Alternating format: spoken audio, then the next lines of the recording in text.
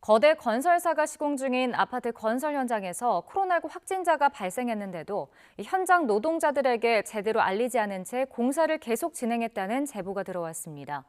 집단 감염 파악이 늦어지면서 누적 감염자가 40명을 훌쩍 넘어섰지만 시공사 측은 문제가 없다는 말만 되풀이하고 있습니다. 정현우 기자의 보도입니다.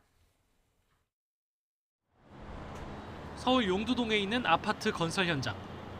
지난 보름 동안 누적 확진자가 40명 넘게 쏟아졌지만 정작 현장 노동자들은 확진자가 계속 나오고 있다는 사실조차 모르고 있었다고 폭로했습니다.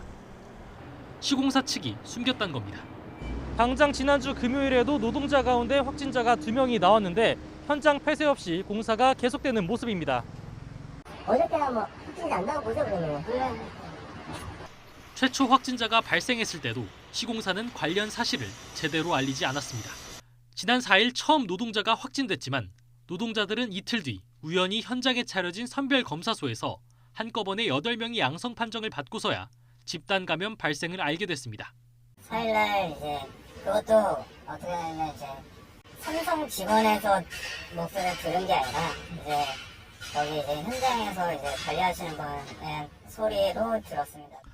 이후 감염이 확산하면서 한글날 연휴엔 공사장을 닫고도 관련 확진자가 계속 나와 감염 규모가 40명까지 늘었습니다.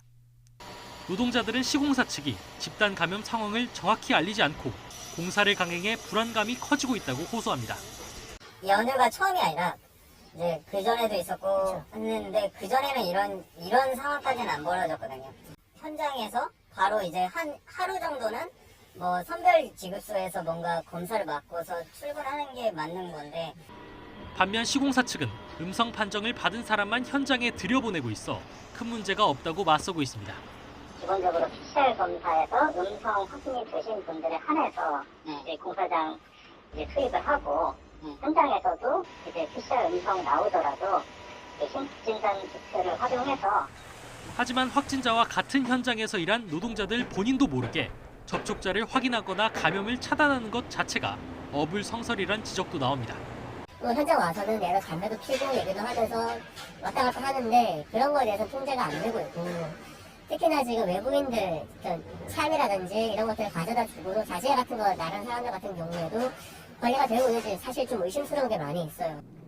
앞서 지난 8일 경기도 화성의 다른 건설 현장에선 첫 확진자가 나온 당일 공사장을 폐쇄해 현장에서의 집단 감염을 최대한 억제하기도 했습니다.